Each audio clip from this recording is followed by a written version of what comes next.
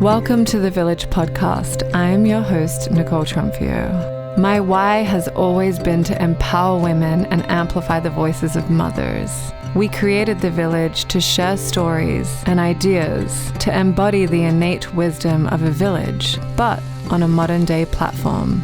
I hope this podcast inspires, educates, and informs you and brings you the joy, love, and light you deserve. Welcome to the Village. Today we are talking with one of my personal favorites. I'm so excited to get to talk to her today. She recently welcomed her daughter Louetta and with her partner Derek Richard Thomas, and we just launched a little baby carrier with her called Lou Blue, and it's got a beautiful embroidered quote in it that says, "All you seek lies within." So I'd love to welcome to the podcast today Rumer Willis, and you might have a little cameo by Lou, who's also here. Rumer, welcome. Thank you for having me. I'm so excited to be here. We're so excited to have you. Rumer, I'm filled with so much gratitude to have you on the show today. As a daughter of two of Hollywood's famous stars, how you've navigated that to create your own world, and as a new mother, your perspective on how you're raising your daughter in this world. And just to hear about, all the things that make Rumer so Rumer, which is everything we want to be. Oh, I love you. So, welcome to the Village. Thank you. I'm so happy to be here. It's been so nice to connect and get to know each other more because I feel, as a new mom, I feel like it's so nice to meet and chat with other mothers or even just other women. But I think especially mothers, because motherhood can have moments of being It changes you. Yeah, so isolating or just navigating something so new. It's just so lovely to connect with people who I feel like are on the same frequency. Yes, it was kind of crazy for me as well, like becoming a new mom and like really not knowing that, what you just said Yeah. in the beginning. It really does change you on a cellular level. I have wanted to be a mom for so long, and I had such an ego about it, not in a bad way, but I thought I knew so much. I thought that, wow, I'll be prepared for pregnancy. I'll be prepared to have a baby. I know what kind of mom I want to be. And I was just totally smacked on my ass and just eaten all the humble pie. I was like, oh, I don't know what the fuck I'm doing at all. This is crazy. So what made you think that you already had everything, and then what like threw you on your ass? Well, I think what I realized later was I had created such this beautiful picture. I think one of my gifts is a very vivid and wild imagination. So I had this whole idea of how I'm going to be as a pregnant woman and what I'm going to feel like and how I'm going to connect with my child and how my pregnancy is going to go, and everyone's going to come take care of me, and it's going to be like this, and this is going to be my birth. And I think there was just a particular level of reality and of also going, oh, well, that won't necessarily happen to me. You hear about things, right? There's the classic tropes of pregnancy of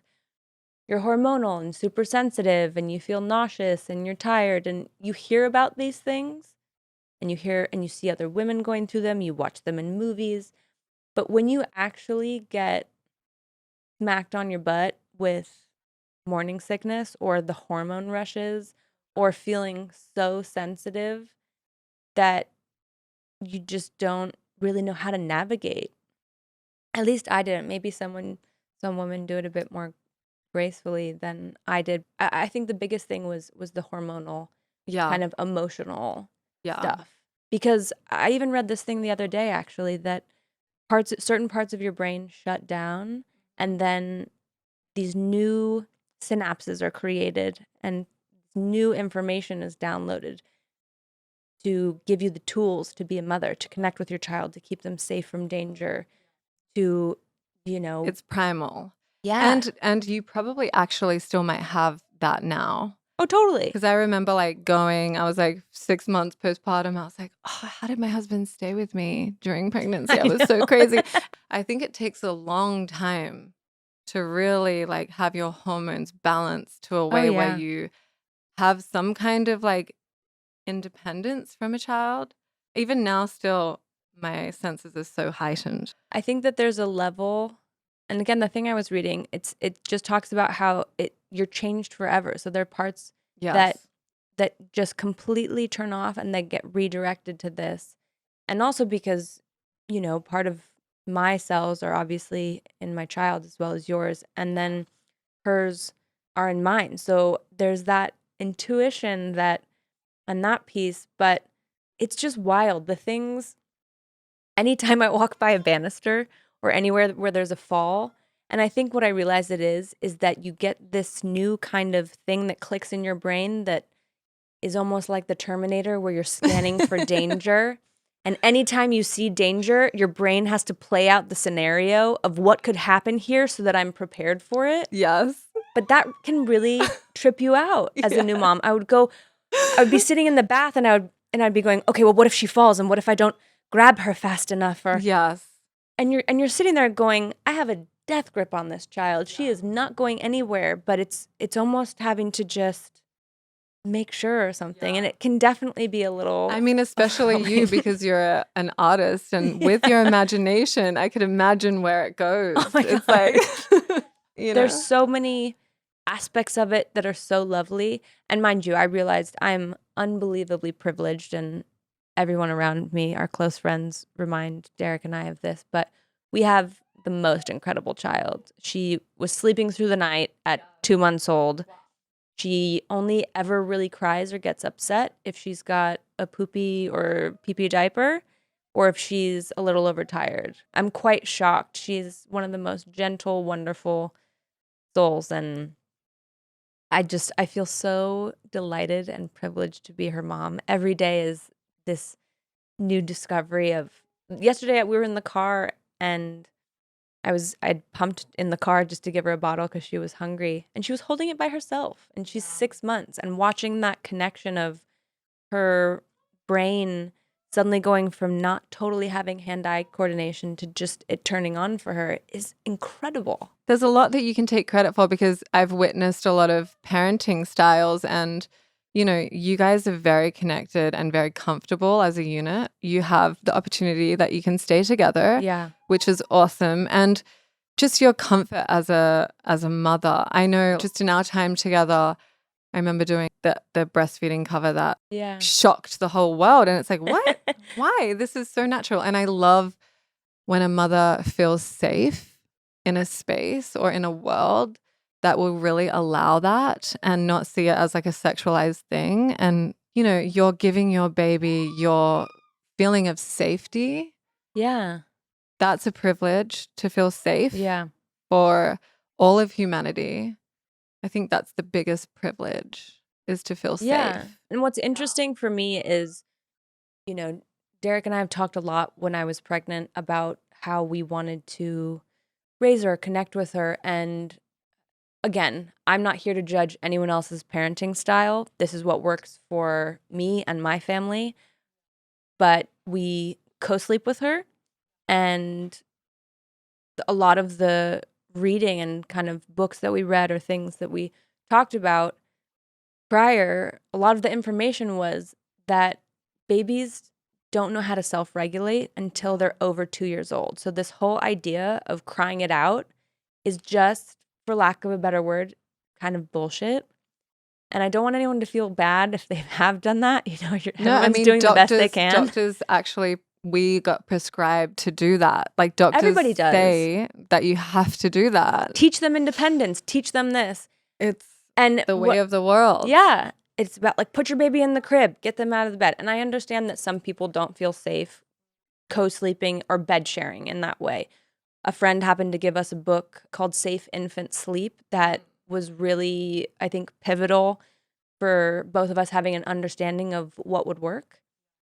But babies basically go through 7 steps of trying to get your attention, right? And they go from trying to be cute, and then they go to being confused, and then they whimper and cry, and then they're at that screaming level where they just seem inconsolable.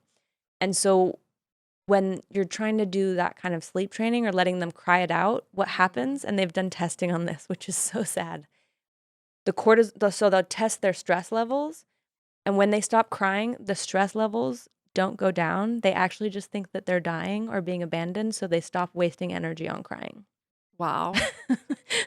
So what we've done with her is, as soon as she starts crying, we never let it get to that point where she's like inconsolable. And I have to say, because of that, she knows that her needs will be met. They'll be met quite quickly, and she doesn't ever need to get too upset. Now, mind you, on the other side of that, later down the road, maybe it will create like deep attachment in some sort of way. Maybe there will be something that I need to work harder on to teach her how to self-regulate at some point. I don't know, but I think also that's kind of the beauty of parenting. We all get a choice and a chance to do it in a certain way, and maybe your next kid you try something different, or you do this. I don't know why, but maybe it's because of Derek, but it makes me think of The Biggest Little Farm, where it's like they introduce like a problem and then another problem arises. But I will say this. I've done the cry it out method myself. I've listened to doctors. I didn't have any friends going through having a baby, so I had no one to really listen to. But I will say this, with my first baby, we did co-sleep and it was easy, but we did that because I was on tour with my husband. Yeah. But I think doctors don't like taking that responsibility. So Of if course. somebody's going to like advise you, of course they don't want to be responsible for advising wrong, right? Of course, and you have to take into consideration also, look, if you're drinking alcohol, Exactly. if you're Your mental smoking health, weed, if you are taking how tired you medication, are. There's like a lot. whatever it is. But Yes. on days even when I was the most tired I could possibly be, Yes. there's no chance. There's no way that I could have rolled over on her. I'm with that. I mean, I was raising my kids. My husband was away, so I was raising them alone. I didn't want to have a nanny. Yeah. Because I was like, I can look after my kids the best. Totally. So I was exhausted, and I couldn't imagine feeling that way. But you know, this is such a tough topic. It's like something that a lot of people don't want to even. Like, I feel uncomfortable commenting on it because I don't want someone else to take what we're saying and be like, they said this. So, you know, it's really like you have to be responsible for your own decisions. Totally. First and foremost, this podcast is sharing stories and like brainstorming beliefs that we have found to be true. And it's not like telling people what's right and wrong. So I want to create a safe space here, and also for our listeners to say, like, don't listen to us. Like, absolutely. If you feel like something resonates with you, take it. But if it doesn't, then leave it. And I think, again, there's so much projection around mothering, right? The mothering space, especially now in the age of social media, it's don't breastfeed, do this, don't do formula, do this, don't co-sleep, or don't do this. Teach them how to self-soothe. There's so much information that, to me, the spaces that we create as mothers and as a village and as a community should be about passing down information. Yeah. Saying, hey, absolutely. You know, it's all about your comfort level, right? So the three of us got COVID recently. We have an amazing holistic pediatric dentist who's also a good family friend. And she was helping us with homeopathics as opposed to using Tylenol and things to help her fever go down. She only had a fever for one night. And there were moments during the night, because I was also feeling sick, I was nervous. And I was looking at Derek going, should we give her Tylenol? I don't know. I'm scared. Like, I want to make sure that she's okay. And it was the first time that I had a moment where I felt, okay, how do I take care of myself and take care of my child at the same time? What's going to happen? It's all unknown territory at every step of the game. And I had some mom friends who were saying, alternate Tylenol and Motrin every couple hours, or do this.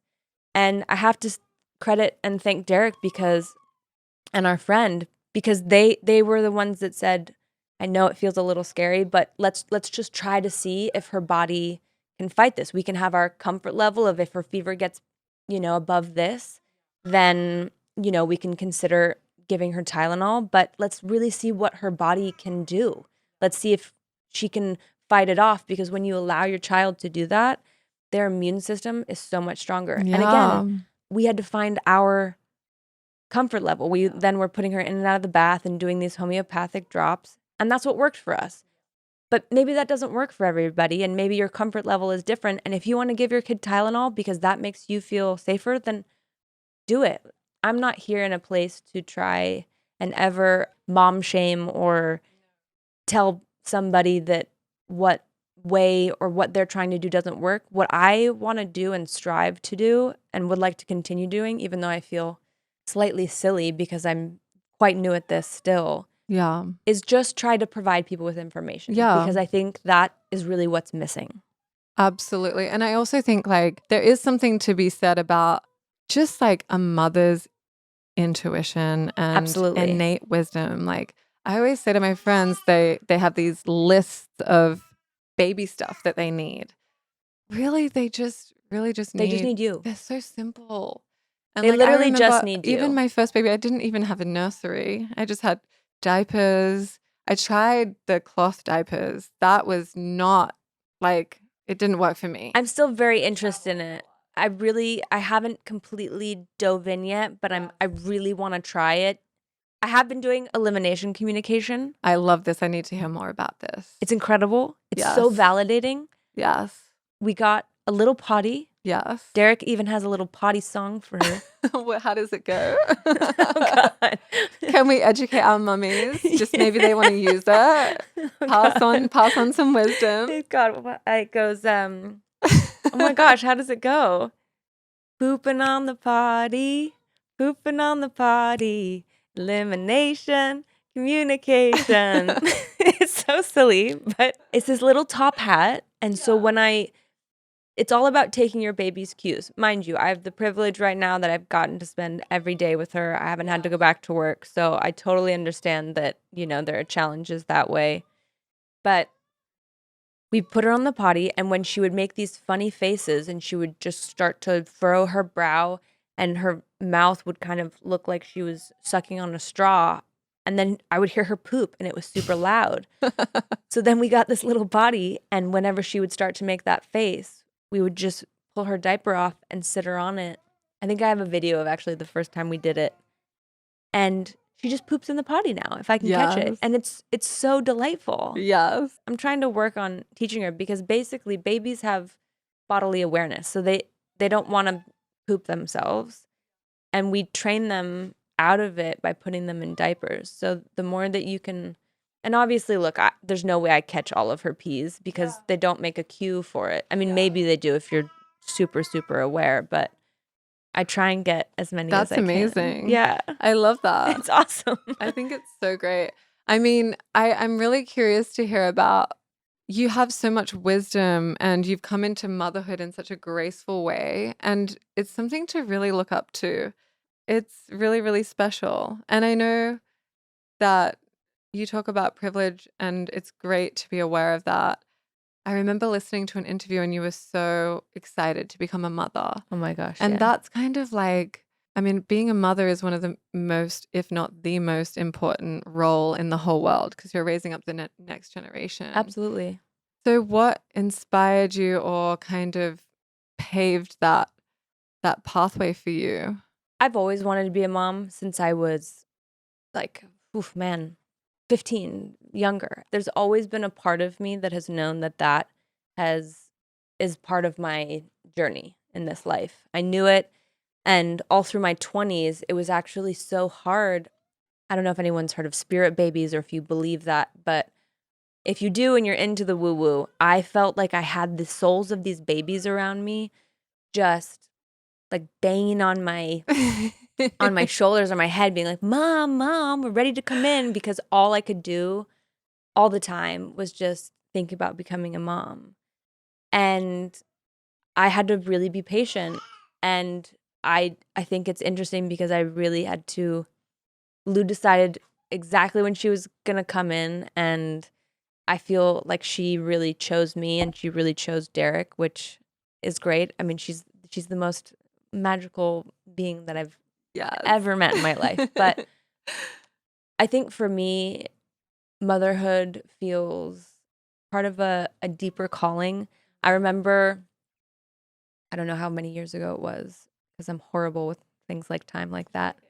I had watched The Business of Being Born, and I learned a bit about home birth, and I learned a bit about just different ways of giving birth. My mom, You watched that before you were pregnant? oh Like way yeah, before? my sisters and That's the I, Ricky Lake one? yes. Yes. Mm-hmm. We used to sit in the bedroom watching YouTube when we were in our early 20s and teenagers, watching, orgasmic birth and watching YouTube videos of women giving birth in little streams. We've always been super into it, all Wait, three of when did us. that start? Like, what was do you remember the first time? What incited that? Maybe, I don't know. We just were always fascinated by it. My little sister Tallulah, actually, when we were little, had one of those models that they have in the doctor's office. She loved it. We were always fascinated by So babies like the and one things that you like do that. CPR on? No, the one that shows you inside the belly, the different Oh, I've stages never of seen growth. Oh, that. it's so cool. I have to send you a Wait, picture she of it. has the actual She had it when model. she was little, when she was 5, maybe. Loved it. That's pretty cool. Yeah, so for I me, mean, that's unique. it was incredible. Yeah. And my mom gave birth to all 3 of us unmedicated, in a hospital, but unmedicated. So that, Wow. for me, was something that I always knew was something I wanted to do, and that was how I would hope to, give Did you birth. guys like talk about that when you were kids, like vaginas and where babies come from? Oh, yeah. I So there mean, was never like, it comes from a stalk. no. It's dropped down.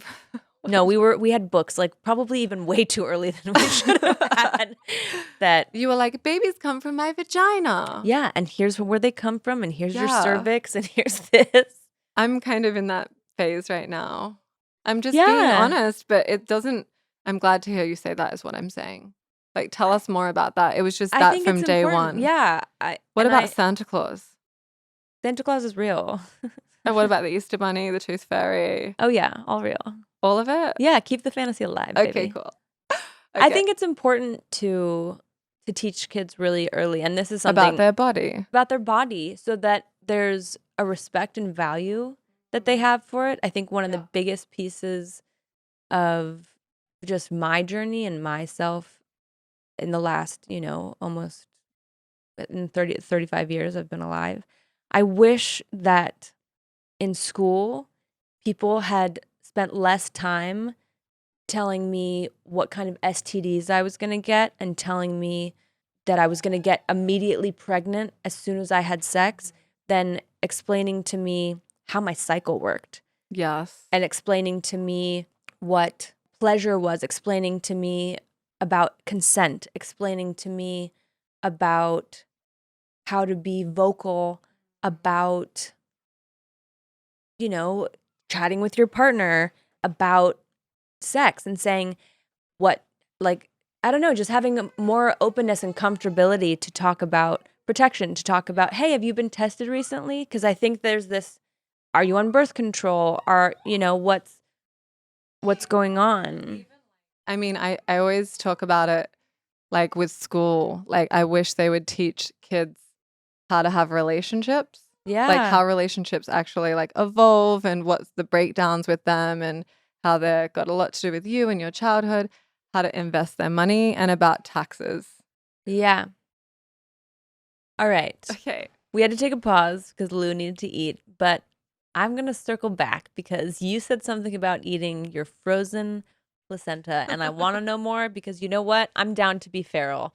I literally. Are you calling me feral? But I like it. I'm very feral. I literally was holding Lou 2 seconds after I gave birth to her. Yeah. And tried to sit down. Yeah. And then just couldn't do it. There was too much pressure. So I walked 2 steps off the couch and just delivered my placenta into my hand. So I'm all about the feral. Love. Okay, so tell me the story. I'm desperate to know. Basically, I had a crazy home birth, like not ideal. I understand why I'm not against home birth at all. I love both, but my situation was like it was a freak situation. I watched The Business of Being Born, Ricky Lake, Ina May Gaskin. I watched all that stuff. I read all the books. And for me, that was the way I wanted to go. And that was my story. But so I had all of my doula, my midwife, I had a postpartum Ayurvedic doula, and they were all on board that eating your placenta, you'd encapsulate it or eat it fresh, but fresh was the most optimal if you wanted to like prevent postpartum depression.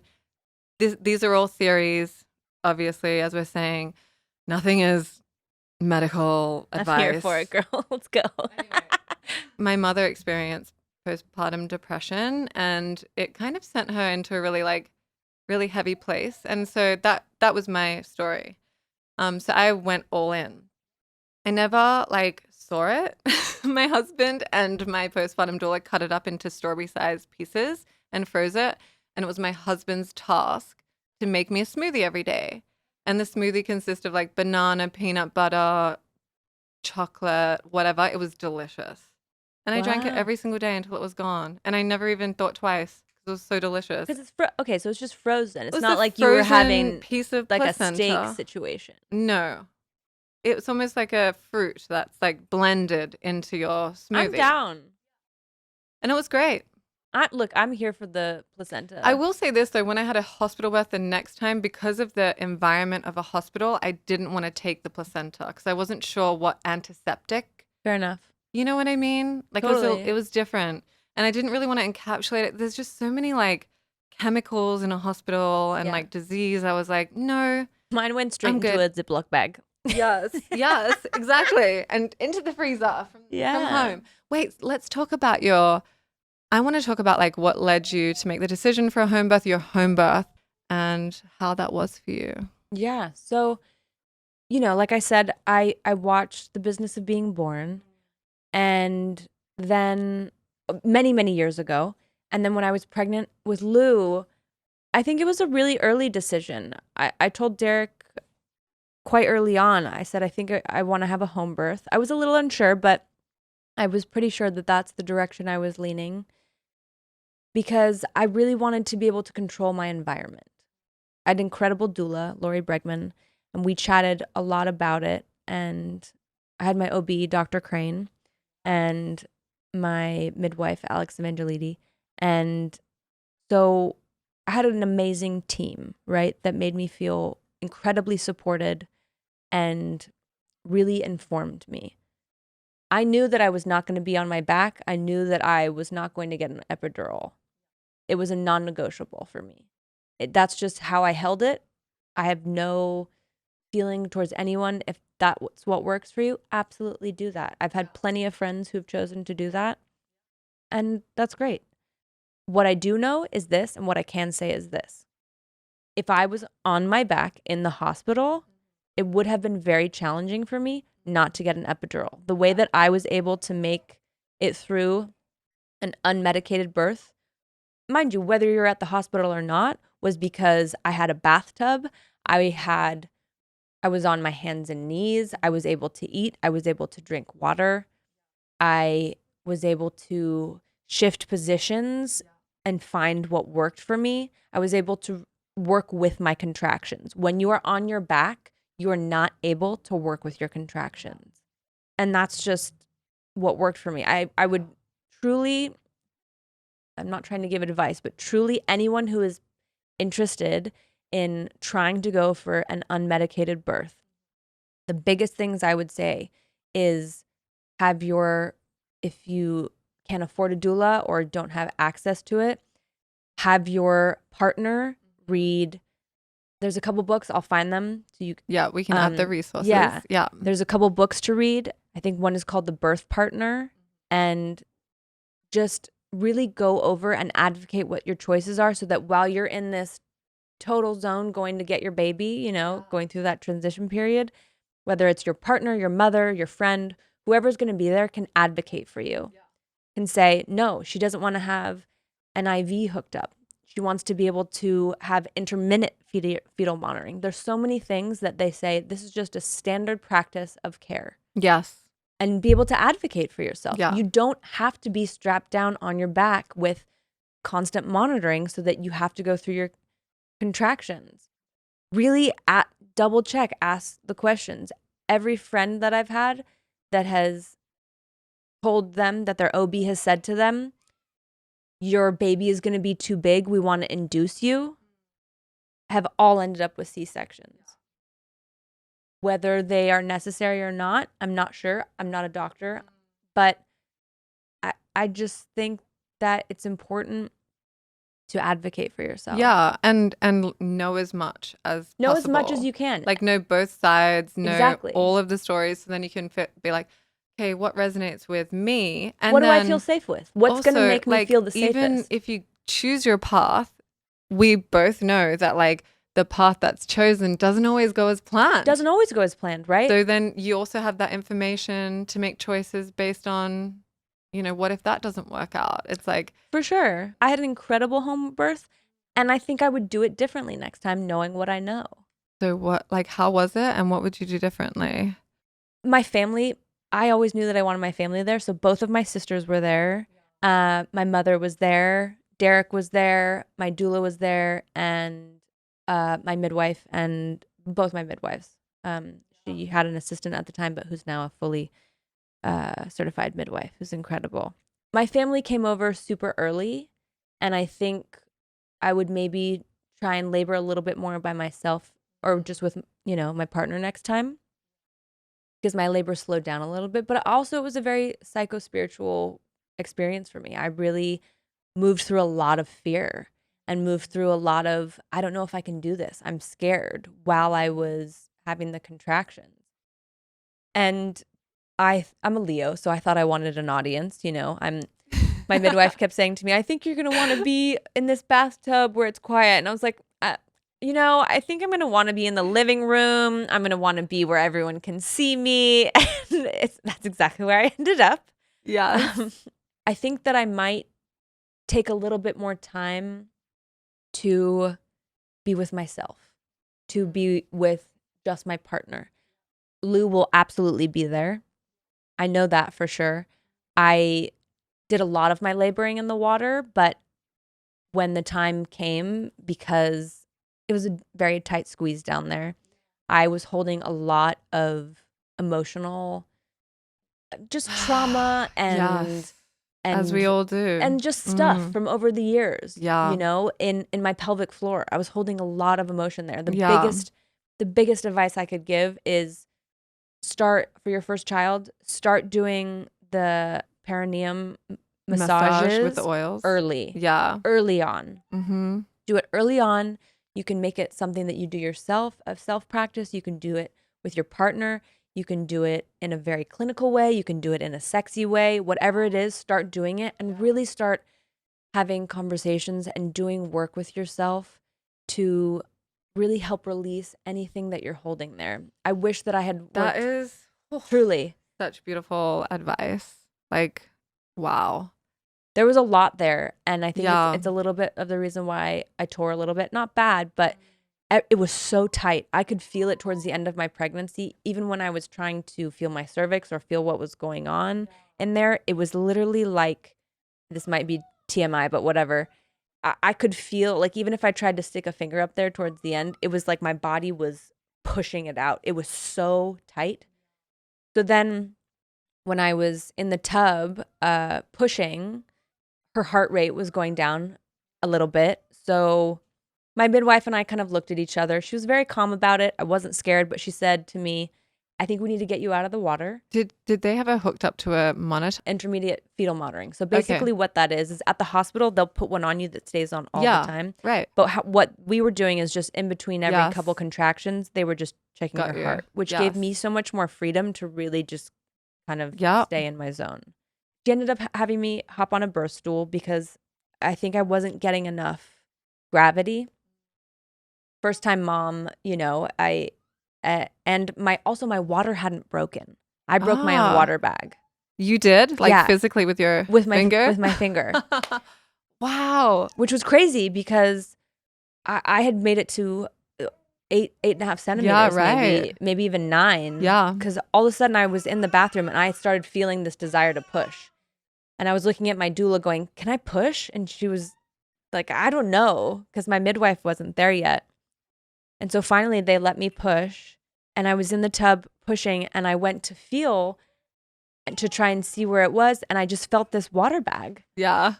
And I thought it was her head. Yes. But then they told me, my midwife then felt, and she said, no, that's your water bag and it's just bulging through your cervix. Wow. It was so wild. So then I looked at her and I said, well, okay, if labor's not, if she's not coming down fast enough, should you break her water or should you break the bag? And she goes, well, you can. And I went, really? And so I touched it and she said, all right, on the next contraction, just push your finger into the bag and it'll pop. Really? Yeah. And so it wasn't like super thick. No. Ah. It was crazy. Okay. It literally kind of felt like just push your finger. Don't even pinch it or like I friction. literally just put some pressure up Yeah. against the bag. Wow. During a contraction and it just popped. Wow. And then I felt her head, because it was such a tight squeeze. And I think because I was still bracing, I was still just like holding so much. And I'm like a small person. I had a very tiny vagina for this. I'm just going to tell you guys. Her heart rate dropped a couple times. And so they wanted me to just get out of the water. And so they put me on a birth stool. And that's really when I was starting to make a lot of progress. And her head was about, you could see the top of her head, right? And so my midwife kind of looked at me and her heart rate had dropped again. She said, you know what, Rue, we got to get her out right now. And again, it was very calm. I wasn't panicked. I wasn't freaked out. She said, if you want, I can make a little cut. And I was like, whoa, okay. Do I want to do that? And I said, look, if you need to do that, we can do that. But then as soon as I said, yes, if we need to, I had a contraction and her head came all the way out and the next contraction and then her whole body came out. What I would do next time is, I don't know if I would go on the birth stool again. I probably won't need to again because I heard that the second one just shoots out like a little fish. It's much easier. I think that I would really listen to myself a little bit more. I would try and allow my body to really work with the contractions more and make sure that I had time for my baby's head to just kind of stretch me a little bit more and not have that forceful exit. Because you have to remember, it's forceful for them too. They're working so hard. Your baby is working so hard with you to come out, and they also need time to kind of acclimate a little bit. So I don't know. I just feel I have so much more trust within myself. This is also what I wanted to say, and maybe we can end here. There's so many people, right? There are doctors, there are other moms, there are mothers-in-law, there's your mother, your father, friends, whoever it is, your partner. There are so many people that are going to give you advice and tell you what to do. And the biggest thing and encouragement I would give any mother or any birthing person is to cultivate the trust that you have within yourself.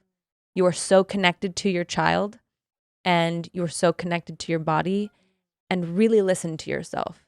If you want to co-sleep, if you want to breastfeed, if you want to do this, whatever it may be, you want to give your children Tylenol, you want to feed them water before you're supposed to, all of the various things that you're going to go through your life as the steward of this little soul is to really trust yourself. Yes. Because what they need more than anything is to know that you are okay no matter how they're feeling.